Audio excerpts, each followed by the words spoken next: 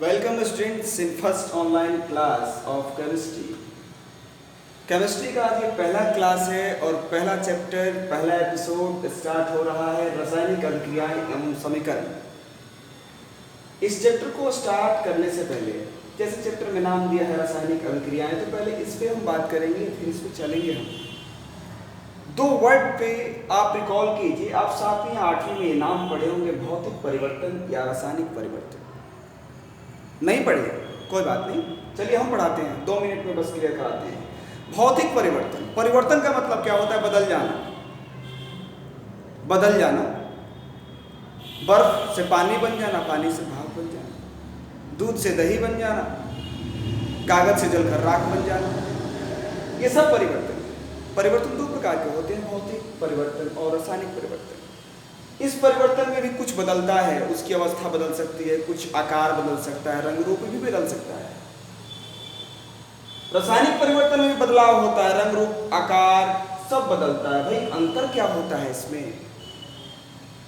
तो भौतिक परिवर्तन और रासायनिक परिवर्तन में एक ही अंतर है कि इसमें नया पदार्थ नहीं बनता, इसमें नया पदार्थ बनता है। इसमें अगर पदार्थ बदलता है तो फिर पुराने पदार्थ को पा सकते हैं, लेकिन अगर ये बदल गया तो पुराने पदार्थ को हम नहीं पा सकते। समझिए कैसे? पानी को जमा के बर्फ बना दिए तो पहले द्रव था, बाद में ठोस बना। तो क्या बर्फ को पानी हम नहीं बना सकते हैं? बना सकते। कोई नया चीज तो नहीं बनाना, पानी बर्फ में बहुत अंतर नहीं है।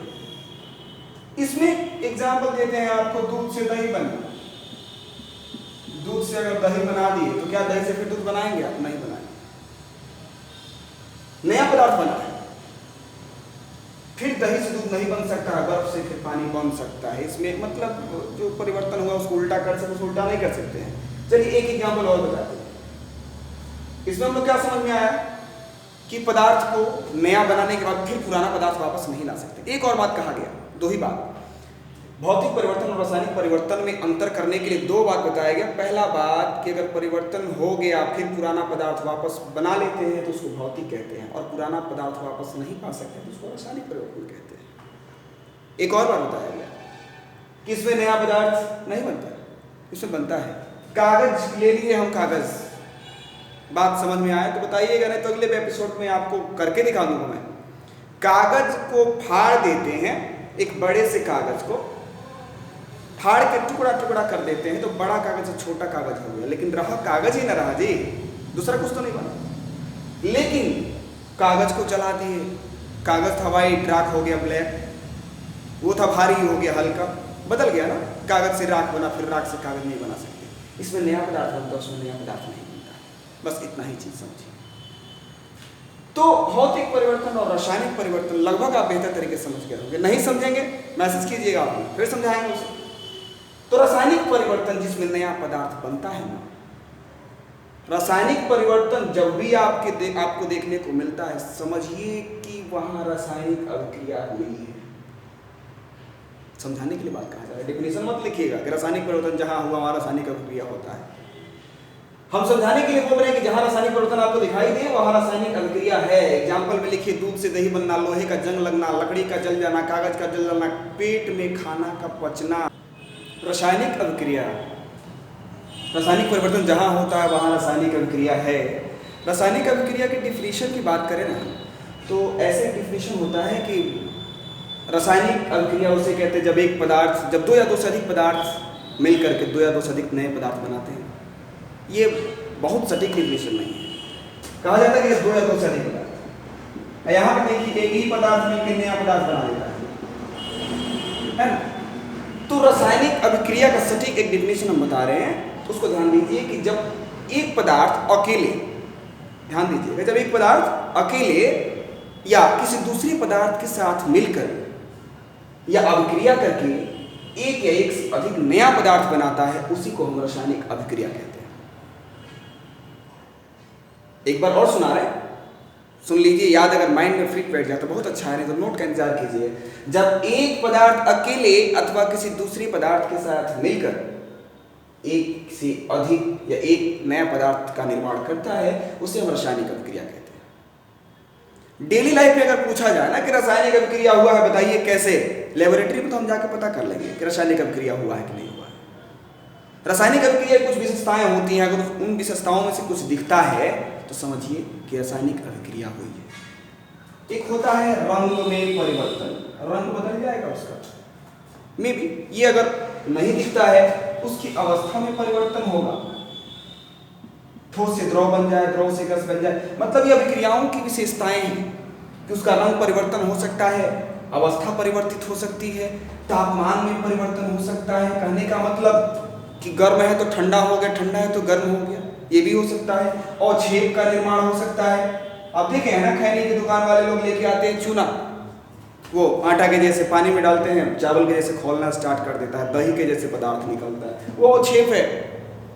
आगे कि गैस का बनना, गैस का बनना और छेद का बनना, ताप में परिवर्तन, अवस्था में परिवर्तन, रंग में परिवर्तन, ये सब विशेषताएं हैं रासायनिक अभिक्रिया के।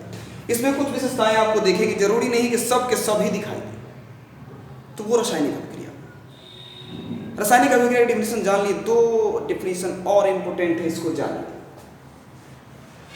एक और अभिक्रिया की एग्जांपल आपको दे रहे हैं, जब जिंक H2SO4 के साथ अभिक्रिया करता है तो ZnSO4 बनाता है, जिंक सल्फेट और हाइड्रोजन गैस को मुक्त कर देता है।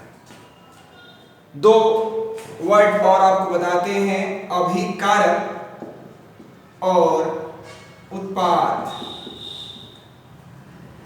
अभिकारक और उत्पाद क्या होता है? रासायनिक अभिक्रिया, आप डेफिनेशन याद हो गया होगा, नहीं याद है तो फिर वीडियो को बैक कीजिए, फिर एक बार सुनिए। अभिकारक रासायनिक अभिक्रिया में जो भाग लेता है ना, उसी को हम अभिकारक कहते हैं। और उत्पाद रासायनिक अभिक्रिया के बाद जो पदार्थ बनता है ना, उसी को उत्पाद कहते हैं। रासायनिक अभिक्रिया में जो भाग लेता है उसे अभिकारक कहते हैं, इंग्लिश में इसको रिएक्टेंट कहते हैं। और रासायनिक अभिक्रिया के फलस्वरूप या उसके बाद जो पदार्थ बनते हैं उनको हम उत्पाद कहते हैं, यानी कि प्रोडक्ट कहते हैं। इसमें अभिकारक पूछा जाए क्या होगा इस अभिक्रिया में, तो कैल्शियम कार्बोनेट होगा, CaCO3। उत्पाद क्या होगा, तो कैल्शियम ऑक्साइड भी होगा और CO2 भी होगा, दो उत्पाद बना है इसमें। इसमें पूछा जाए कि अभिकारक कितने हैं, दो हैं, जिंक है, हाइड्रोजन सल्फेट है। यहाँ पे बन क्या है उत्पाद में, तो ZnSO4 बन रहा है और H2 बन रहा है। अभिकारक उत्पाद समझ गए, जब क्रिया में भाग लिए अभिकारक हो गए और जो बन रहे हैं उत्पाद हो गए। एक अगर आपको इक्वेशन दे दिया जाए ना, अगर उसमें पूछा जाए कि अभिकारक कौन उत्पाद कौन, तो बाएं साइड वाला अभिकारक है, दाएं साइड वाला उत्पाद है। इजी वे में से बताइए उसको। क्लियर? रासायनिक अभिक्रिया, अभिकारक, उत्पाद, समझ गए। अब इस वर्ड पे हम बात करेंगे समीकरण पे। समीकरण क्या होता है?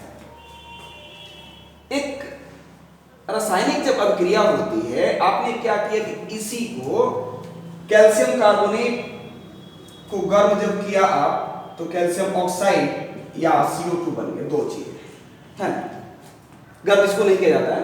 तो इसमें अगर आपसे पूछा जाए कि क्या हुआ, तो इसको आप बताएंगे बहुत विधिवत तरीके से। एक कहानी लिखी जा सकती है लंबी 3-4 लाइन की। यहाँ पे कहते हैं कि ZnH2SO4 के साथ मिलता है तो ZnSO4 बनाता है और H2 बनाता है। इसको पूछा जाए कि लेबोरेटरी में आपने अभिक्रिया कराया, क्या क्या हुआ, तो हम कहेंगे कि पहले जिंक लिए, उसके बाद से H2SO4 को लिए, दोनों को मिलाए, मिलाने के बाद से क्या हुआ कि जिंक अधिक क्रियाशील था, हाइड्रोजन थोड़ा सा कम क्रियाशील था। हाइड्रोजन को हाइड्रोजन सल्फेट के विलयन में से निकाल दिया, कौन? जिंक। किसको निकाला? H2 को निकाल दिया और खुद उसके जगह पर बैठ गया, ZnSO4 बना लिया, जिंक सल्फेट बना लिया और हाइड्रोजन गैस उड़ गया। कह सकते हैं आप। तो ये कहानी है। तो जो क्रिया को पूरी तरीके से आप बताते हैं ना, उसको आप कहते हैं वाक्य समीकरण। वाक्य समीकरण कहा जा सकता है कि रासायनिक अभिक्रियाओं का पूर्णतः वर्णन वाक्य समीकरण कहलाता है। रासायनिक अभिक्रियाओं का पूर्ण वर्णन वाक्य समीकरण कहलाता है। समझने के लिए रासायनिक अभिक्रिया को पूरी कहानी बता दीजिएगा, उसी को वाक्य समीकरण कहते हैं। ठीक है?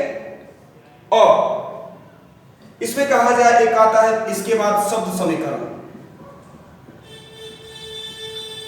और एक आता है रासायनिक समीकरण।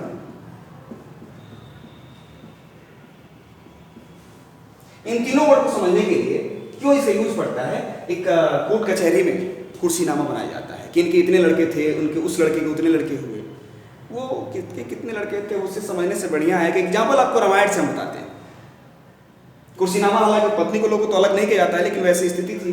हम बना रहे हैं कुर्सीनामा, समझिएगा कि राजा दशरथ की 3 शादी। कितनी? 3। पहली शादी हुई कौशल्या से, दूसरी हुई सुमित्रा से, और तीसरी हुई कैकेयी से। कैकेयी यही जो राम जी को वन में भिजवाई थी। कौशल्या की 2, एक लड़के ना राम, सुमित्रा के 2 लड़के हुए, लक्ष्मण और शत्रुघ्न, और कैकेयी के 1 लड़के हुए भरत। राम की शादी हुई सीता से, लक्ष्मण की शादी हुई उर्मिला से, और शत्रुघ्न की शादी हुई मांडवी से, नहीं शत्रुकीर्ति से, और भरत की शादी हुई थी मांडवी से। अब राम सीता के इतने लगे हुए, लाओ और कुछ, तो ये बहुत 3-4 लाइनें पूरे खानदान के बारे में बता दिए। कहानी को बताना हो तो कहेंगे राजा दशरथ की 3 शादी हुई कौशल्या से, सुमित्रा से, कैकेयी से।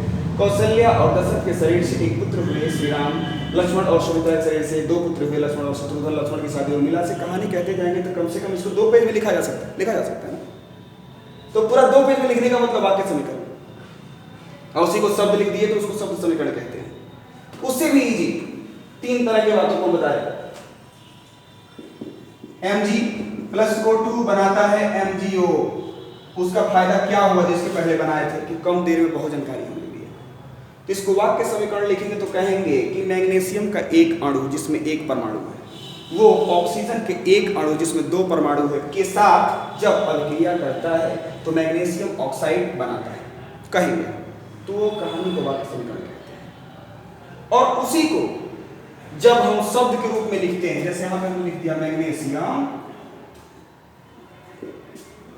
ऐसा आप बताते नहीं रहेंगे। मैग्नीशियम ऐसा प्लस ऑक्सीजन तो बनाता है मैग्नीशियम ऑक्साइड। ये हो गया शब्द समीकरण।